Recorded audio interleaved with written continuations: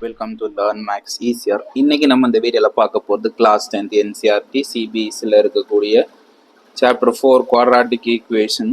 அதில் செகண்ட் கொஸ்டினில் second subdivision பார்த்துட்டு இருக்கோம். Okay, so we have to find the value of K.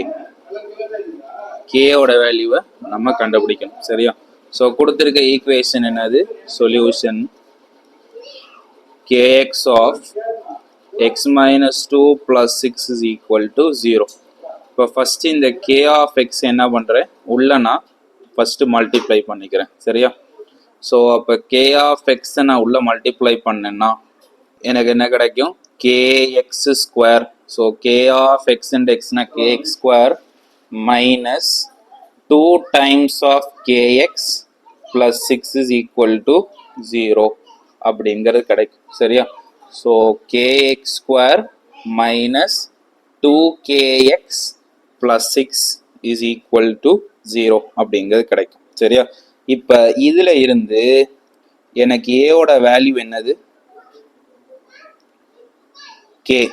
ஏவோட வேல்யூ வந்து k. சரியா? Just compare it with the general equation. General equation நம்மளுக்கு என்ன தெரியும்? ax square plus bx plus c equal to 0 இதானே. So அப்போ ஏ இடத்துல என்ன இருக்குது, பி இடத்துல என்ன இருக்குது, சி இடத்துல என்ன இருக்குன்னு சொல்லுங்கள். b is equal to என்னது? இந்த மைனஸோட சேர்த்து இந்த 2k minus 2k, c is equal to 6. சரியா? ஸோ இதுதான் இதோட பர்டிகுலர்ஸ் நம்ம எடுத்திருக்கிறது.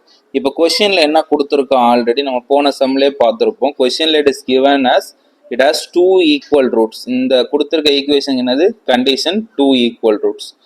2 equal roots அப்படின்னா value of discriminant d equal to 0. d ஓட வேல்யூ என்னது? 0. சரியா? ஸோ அப்போ d ஓட வேல்யூ 0னா d கூடிய சப்ஸ்டியூட் பண்ற வேல்யூ என்னது? d is equal to b square minus 4ac இதானே. சரி, இப்போ இது ஈக்குவல் டு 0 ஆயிடும். சரியா?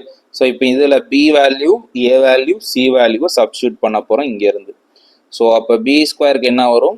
Minus 2k the whole square minus 4 into A value என்னது? கே, சி வேல்யூ என்னது? 6 is equal to 0.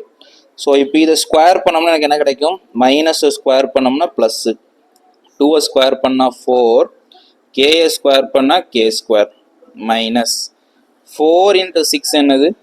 24 into k equal to 0. சரியா? இப்போ இந்த ரெண்டு டேர்மில் இதை ஃபேக்டரைஸ் பண்ணோம்னா என்ன கிடைக்கும்? 4k காமனாக இருக்கு. ஸோ அப்போ 4k நான் வெளியே எடுத்துட்டேன்னா பாக்கி உள்ள என்ன இருக்கும் எனக்கு? k minus 6. இந்த k ஸ்கொயருக்கு ஒரு k உள்ள இருக்கும். இந்த 24kலேருந்து 4 வெளியே வந்துச்சுன்னா இதை வந்து எப்படி எழுதலாம்? 6 into 4ன்னு எழுதலாமா? ஸோ அப்போ இந்த 4 வெளியே போயிடுச்சுன்னா பாக்கி 6 இருக்கும், இந்த k வெளியே போயிடுச்சு. சரியா? கன்ஃபியூஸ் பண்ணிக்க வேண்டாம். Right, is equal to 0. இப்போ நான் 4k equal to 0 or k minus 6 is equal to 0. நம்ம ஆஸ் யூஸ்வல் எப்படி பண்ணுவோமோ அதே தான். அப்போ k equal to 0 or k equal to என்னது? 6. சரியா?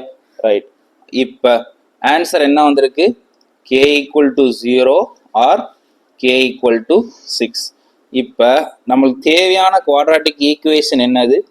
kx square minus 2kx plus 6.